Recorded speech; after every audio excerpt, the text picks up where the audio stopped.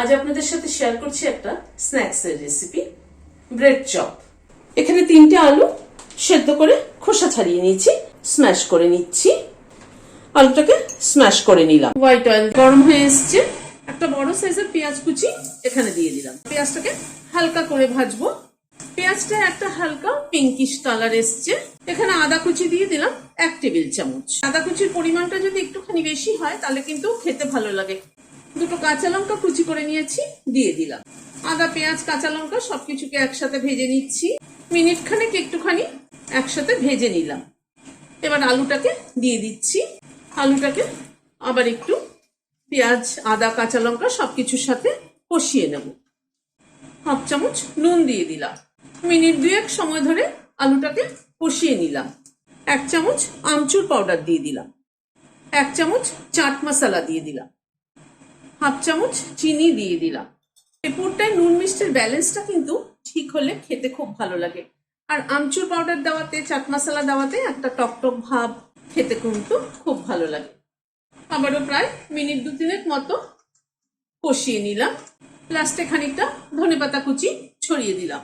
এবার গ্যাসের ফ্লেমটাকে বন্ধ করে দিলাম, দিয়ে এটাকে একটা বাটিতে তুলে নিচ্ছি। এখানে আমি কটা ব্রেড স্লাইস নিয়েছি, একটা বাটি নিয়েছি। এরকম বাটিটা দিয়ে ব্রেডটাকে কেটে নিচ্ছি। এইভাবে ব্রেডগুলোকে কেটে নিচ্ছি। এবার 1 পিস ব্রেড নিলাম, টমেটো কেচাপ লাগিয়ে নিচ্ছি।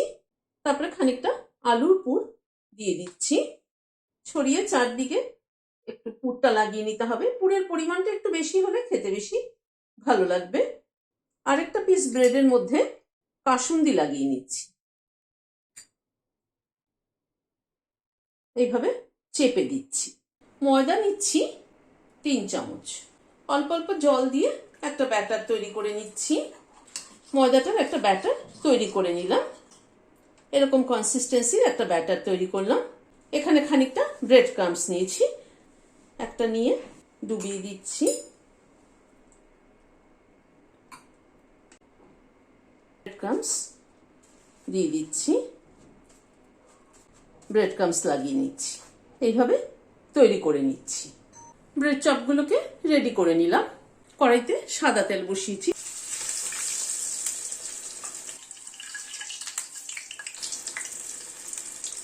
উল্টে পাল্টে দুটো দিকে লাল করে ভেজে নিচ্ছি। এবার তুলে নিচ্ছি।